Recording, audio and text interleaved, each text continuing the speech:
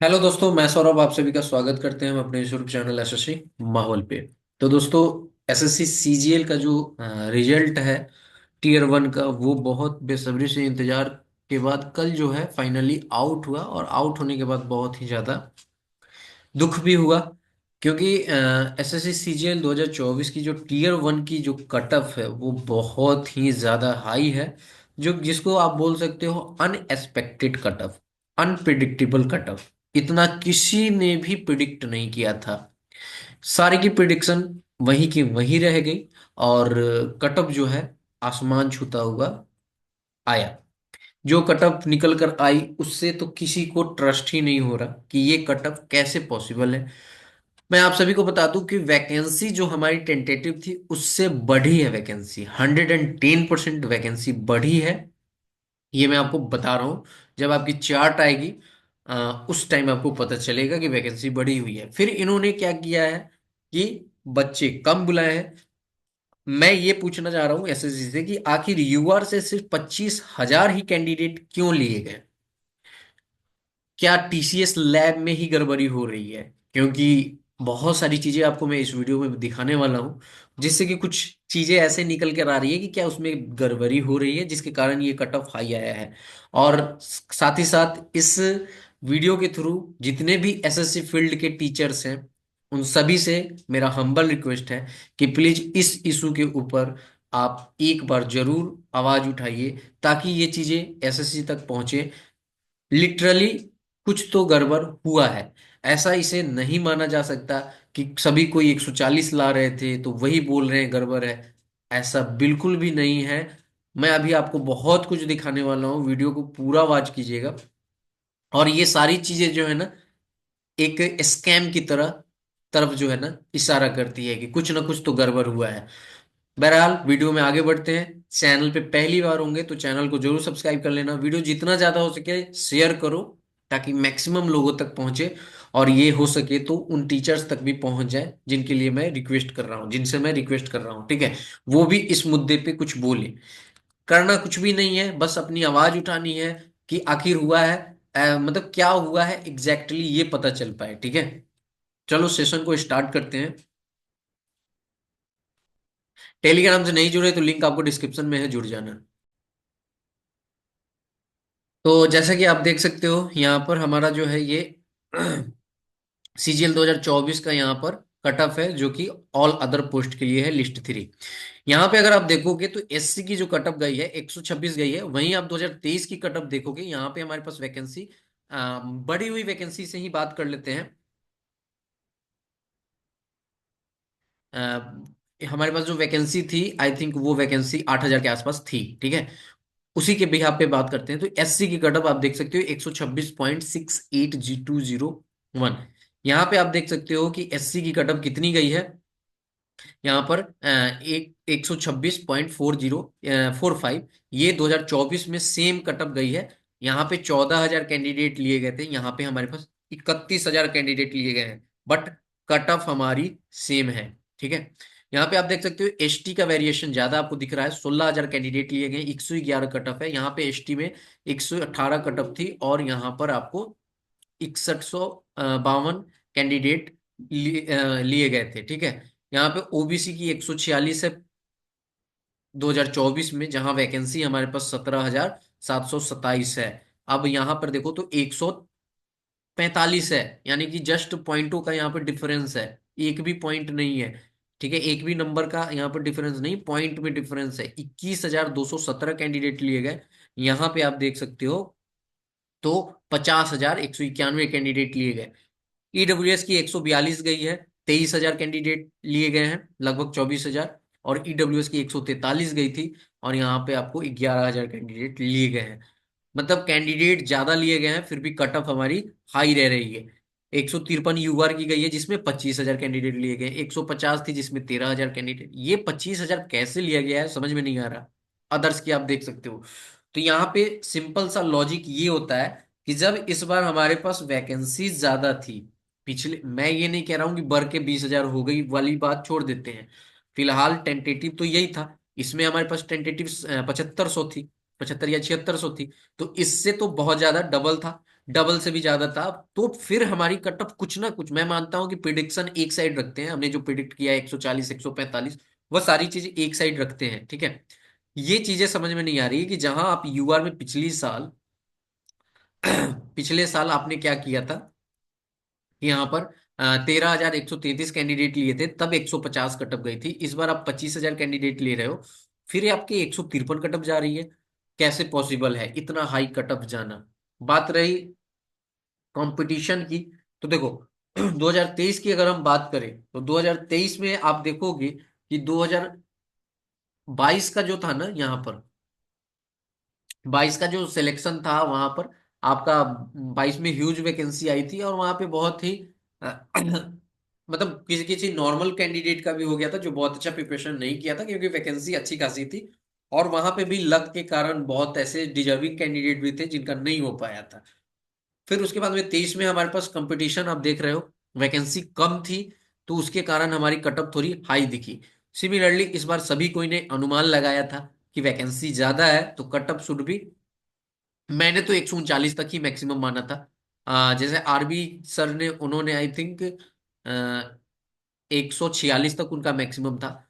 तो ये चीजें मैं इसको समझ रहा हूँ, ये 149 150 भी जा सकता था तो भी चलता, बट 153 जाना पॉसिबल नहीं है, ठीक है। हर एक कैटेगोरीज की आप कटअप देख सकते हो, एक एसटी की छोड़कर, अदरवाइज सारी कैटेगोरीज की जो कटअप है वो बढ़ी हुई है पिछले साल के अकॉर्डिंग, ठीक है। ये चीजें मैंने आपको बताया। अब स्कैम की तरफ कौन सा इशारा करता है, सो मैं आपको बताऊं। अगर आप देखोगे तो ये जो आप कोड देख रहे हो, एक ही सेंटर का कोड है सारा, ये सारे कोड जो है एक ही सेंटर से हैं। आप देख सकते हो एक ही सेंटर से इतने कैंडिडेट क्वालिफाई हो रहे हैं। उसके बाद में आप देखो यहाँ पर ये तीन चार आपके जो है सीरियल नंबर वाले हो रहे हैं यहाँ पर क्वालिफाई, ठीक है। जैसे कि यहाँ पे आप देख सकते हो 317 318 319 320, ठीक है। ये रही दूसरी बात। उसके बाद में मैं आपको बता दूं कि एक चीज और देखो यहाँ पर, यहाँ पर हमारे पास क्या है, एक हेमंत खन्ना करके है ये, सबसे लास्ट में अगर आपको दिख रहा होगा तो, हेमंत खन्ना करके नाम है इनका। और यहाँ पर आप देख सकते हो सेम आपकी यहाँ पर नवजोत सिंह ये है, ठीक है। तो ये आप देख सकते हो 94 95 ऐसे, मतलब आपको बहुत सारे सिमिलर नंबर मिलेंगे एक ही सेंटर से आ रहे हैं। इसलिए मैंने आपको बताया कि टीसीएस लैब में क्या गड़बड़ी हो रही है। और देखो ये कोई नहीं जानता कि एक्चुअल में गड़बड़ी है या नहीं है, लेकिन जो चीजें इंडिकेट कर रही हैं वो बहुत ही ज्यादा पैनिक है, क्योंकि नॉर्मलाइजेशन ऐसा कुछ है ही नहीं। अब आप बताओ, मैंने आपको एक कैंडिडेट का यहाँ पर नंबर लगाया जो कि आंसर की में था, इसके 152.5 मार्क्स थे, ठीक है। और इसके सिलेक्शन नहीं हुए हैं, 152.5 मार्क्स पे इसके सिलेक्शन नहीं हुए हैं। रीजन क्या होगा कि नॉर्मलाइजेशन में नंबर कम हो गए। मुझे ये समझ में नहीं आता कि इसने, इस कैंडिडेट ने अपना बेस्ट दिया, आपने पेपर बनाया, आपके पेपर इजी थे, फिर भी आपके पेपर में जो एवरेज स्कोर आ रहा होगा उससे तो इसके ज्यादा हैं, फिर इसके माइनस कैसे हो गए, ठीक है। इसको तो बढ़ने चाहिए ना नंबर नॉर्मलाइजेशन में। तो आपने नॉर्मलाइजेशन का क्या रूल आपके पास आपके अकॉर्डिंग है, वो कुछ क्लियर है नहीं, कैसे लगता है क्या होता है। इतने नंबर लाने के बाद सिलेक्शन नहीं हो रहा है, तो अगर कोई कैंडिडेट 2 3 4 साल से मेहनत कर रहा है और वो जो है सिलेक्ट नहीं हो पा रहा है ड्यू टू नॉर्मलाइजेशन, आपने पेपर इजी कर दिया तो उसमें उसकी क्या गलती। अगर कोई कैंडिडेट है वो इजी शिफ्ट में, जो शिफ्ट में ये था, यानी कि 23 की शिफ्ट में थे ना ये 23 सितंबर की शिफ्ट में जो ये कैंडिडेट है, अगर सेम कैंडिडेट जो आप किसी और कैंडिडेट को 145 पे पास कराए होगे, 140 वाले को पास कराए होगे नॉर्मलाइज करके, वो मैं डैम श्योर कह रहा हूं कि वो भी इस शिफ्ट में होते ना तो इससे ज्यादा नंबर ना ला पाते, ठीक है। तो इसकी क्या गलती इस कैंडिडेट की जिसके 152.5 मार्क्स आए हैं, और इनकी क्या वाहवाही जिनको 140 मार्क्स आए हैं। तो ऐसे कैसे, मतलब ये सारी चीजें नॉर्मलाइजेशन का फंडा कुछ समझ में आता नहीं है। और इतना नॉर्मलाइज करने का क्या मैंने है, मतलब आप कट ऑफ को कंट्रोल में रखो, ठीक है। नॉर्मलाइजेशन कम कर दो, जहां पे आप नॉर्मलाइज 20 नंबर कर रहे हो वहां पे कम कर दो, ताकि कट ऑफ तो एटलीस्ट कम रहे। तो ये चीजें आपको मैं समझा रहा हूँ। और यहाँ पे क्या हो रहा है ना कि कट ऑफ हाई जाती जा रही है, और अब भी हम लोगों के सामने क्या है कि एमटीएस में पूर्णिया जैसा हुआ है स्कैम, ठीक है। तो पूर्णिया में तो क्लियरली स्कैम हुआ है सेंटर पे। तो टीसीएस सेंटर जो है अब वो संदेह के घेरे में है, क्योंकि आप देख सकते हो ये जो लिस्ट आप देख रहे हो ऐसे बहुत सारी हैं जो आपको एक ही सेंटर से दिखेगी। तो क्या पता, और सारे सिलेक्टेड हैं, ठीक है। तो सारे सिलेक्टेड हैं तो हाई मार्क्स से ही लाए होंगे। ये रही बात। दूसरी बात ये कि जो आपने आपके जो एसएससी को मैं कह रहा हूं कि आपने जो नोटिफिकेशन निकाला, ठीक है, नोटिफिकेशन के साथ आपने कह दिया कि 17,727 टेंटेटिव वैकेंसी है, ठीक है। हमने मान लिया। टेंटेटिव का मतलब होता है आपकी बढ़ सकती है, घट भी सकती है। तो ना तो आपने बढ़ने का इंफॉर्मेशन दिया, ना तो आपने घटने का इंफॉर्मेशन दिया। उसकी भी तो हम लोग जो समझे, हम लोग तो यही समझेंगे अगर ऑन एन एवरेज समझा जाए कि हमारे पास वैकेंसी 17,727 थी। अगर उसके अकॉर्डिंग जो आपने कट ऑफ निकाला है उसमें 9 पॉइंट समथिंग के आसपास जाता है, कैंडिडेट को लिया गया है। तो आप ऐसा क्यों कर रहे हैं कि सीएचएसएल ऐसा पेपर हुआ, वहां पर आपने 11 गुना से ऊपर कैंडिडेट लिया है, 11 पॉइंट समथिंग। फिर आप क्या कर रहे हो कि सीपीओ में ज्यादा कैंडिडेट को आप ले रहे हो, और सीजीएल में फिर आप कम कैंडिडेट को ले रहे हो। आपको एटलीस्ट नोटिफिकेशन में तो ये मेंशन करना चाहिए कि हम 8 गुना ही लेंगे, ताकि कैंडिडेट उस माइंड से प्रिपेयर करे कि कट ऑफ जो है हमारी क्या रह सकती है। ये सी चीजें इंप्रूव करने की जरूरत है। और सभी टीचर्स को मैं ये कहना ये रिक्वेस्ट कर रहा हूं कि प्लीज इस पे आप आवाज उठाइए, क्योंकि ये नॉर्मलाइजेशन के कारण नहीं हुआ है इतना हाई कटऑफ, ठीक है। नॉर्मलाइजेशन के कारण हुआ ही नहीं है, क्योंकि वैकेंसीज हमारी ज्यादा है। 1,65,240 कैंडिडेट सिलेक्ट हुए हैं। तो ये नंबर मैंने रखता है कंपटीशन में, एक साल में इतने नहीं आ जाएंगे कैंडिडेट जो सारे के 153 मार्क्स ऊपर ला रहे हैं, ठीक है। ऐसा कुछ भी नहीं यहाँ पे रॉकेट साइंस लगाए, यहाँ पे कुछ ना कुछ तो आपको गड़बड़ दिख रही है। चीजें की मतलब सारी चीजों को जो है देखने की जरूरत है कि क्या वाकई में कुछ हुआ है। जस्ट क्लियरिटी चाहिए। पॉसिबल ये भी है कि नहीं कुछ हुआ होगा, ठीक है, पॉसिबिलिटी कुछ भी है। साथ ही साथ मैं कह दूं कि वो कैंडिडेट अभी इस वीडियो के कमेंट में जरूर कमेंट करेंगे जो सिलेक्ट हो चुके हैं। भाई मैं आपको बता दूं फॉर काइंड योर इंफॉर्मेशन कि अभी आप खुश हो रहे होगे कि आपका जो है प्री में रिजल्ट आ गया है, ठीक है। बट ये खुशी आपको ज्यादा दिन नहीं दिखेगी अगर यही स्थिति रहा तो। क्यों मैं कह रहा हूं सो समझो। यहाँ पर क्या है कि हमारे पास 17,727 वैकेंसी है। ये बहुत हुआ, बढ़ के मैं कहता हूँ 19 से 20 हजार हो जाएगी अगर मैं कह रहा हूँ बढ़ भी गई। टोटल 1,65,000 कैंडिडेट जो है यहाँ पे क्वालिफाई किए हैं। इसमें से सिर्फ 20 हजार मैं कहता हूँ सिलेक्ट होंगे। तो भाई 1,45,000 कैंडिडेट आप ऐसे हो जो आपको भी ये जो सिचुएशन आया है ना आपको झेलना पड़ेगा, ठीक है। श्योरिटी कुछ भी नहीं है कि आपने प्री में ना, प्री में आपने 165 या 170 लाए हैं तो जरूरी नहीं कि आप मेंस में जो है आपके साथ धोखा नहीं होगा। इसलिए ऑनेस्टी के साथ रहा करो, और जो चीजें सही हो उसके लिए आवाज उठाया करो। अपना जो ईमानदारी है उसको शो किया करो। ऐसा नहीं सेल्फीनेस में कि मैं तो सिलेक्ट हो गया, बाकी का मैं क्या जानूं। वैसा कुछ भी नहीं, ये कल होके आपके साथ भी हो सकता है। मेंस अभी बाकी है। जैसा कि आपको पता ही है कि सीजीएल 2023 वाले भुगत ही रहे हैं। कुछ की ज्वाइनिंग हो चुकी है, कुछ की ज्वाइनिंग होल्ड है, और जिनकी होल्ड है उसको भी पता है, ठीक है। तो ये सारी चीजें समझ रहे हो। तो मैं तो इसीलिए कहता हूं कि जो सिलेक्टेड हैं और जो नहीं सिलेक्ट हुए हैं उन वो तो सपोर्ट करेंगे ही करेंगे। जो सिलेक्टेड हैं आप भी आने वाले टाइम के लिए इस आवाज को उठाओ, वीडियो को शेयर करो, लोगों तक पहुंचाओ, डिपार्टमेंट तक पहुंचे, सॉरी एसएससी तक पहुंचे, कमीशन तक, टीचर्स तक पहुंचे, ताकि टीचर्स इस चीज पे बोले। अभी मैं सर लोग से यही रिक्वेस्ट करूंगा कि कोर्स तो हमारा बिक जाएगा, ठीक है, हमारा आपका सबका बिक जाएगा। बच्चे पढ़ेंगे नहीं तो जाएंगे कहाँ, क्योंकि उनको जॉब लेना ही है।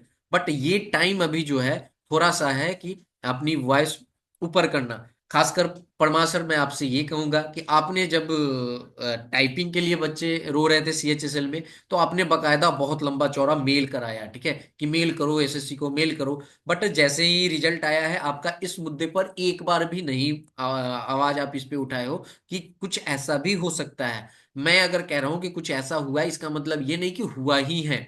ये इंडिकेट कर रहा है, और इस चीज पे आवाज उठाने से इसकी पड़ताल होगी। और अगर चीजें कुछ उस तरह की होंगी तो आने वाले टाइम में वो इम्प्रूव होगी, और जो अच्छे डिजर्विंग कैंडिडेट हैं उनका सिलेक्शन होगा। बैच सिर्फ बेचना अगर मकसद है तो फिर तो ये बहुत ही खराब बात है, क्योंकि हमसे कैंडिडेट जुड़े होते हैं, बहुत उम्मीद के साथ जुड़े होते हैं कि हम उनको अच्छी चीजें बताएंगे, हम उनको गाइड करेंगे।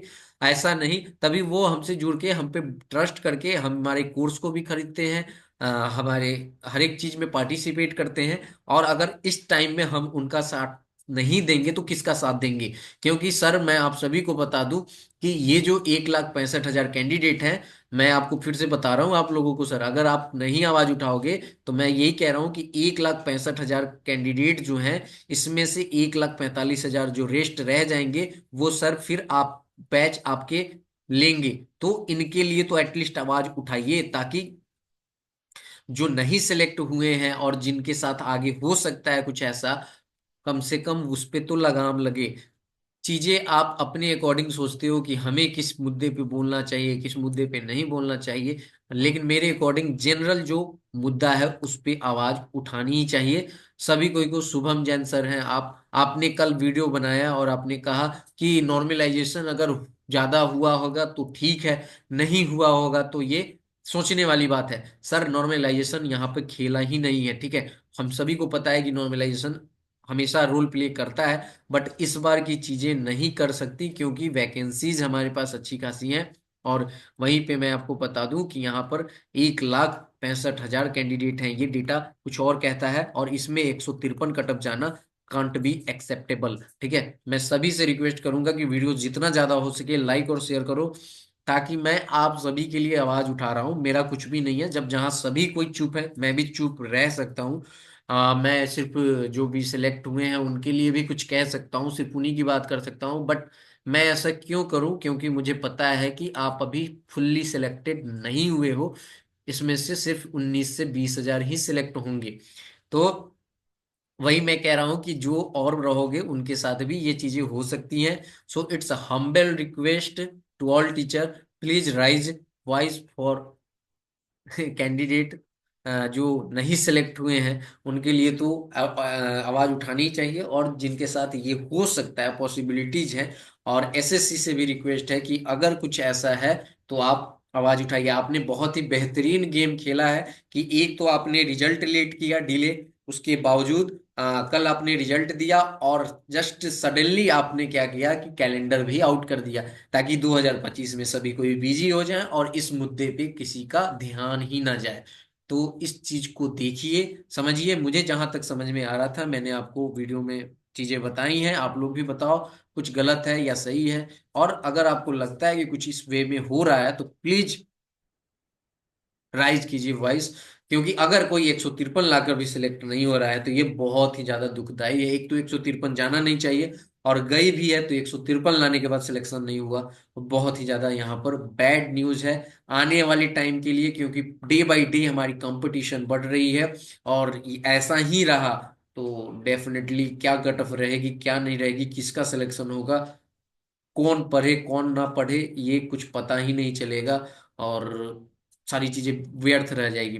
तो इसलिए अगर गवर्नमेंट सेक्टर को फेयरनेस, ये कंपटीशन को बनाना है, फेयर बनाना है, तो इन सारी चीजों पे जो है वर्क करना पड़ेगा, और इस पे आवाज भी उठानी पड़ेगी।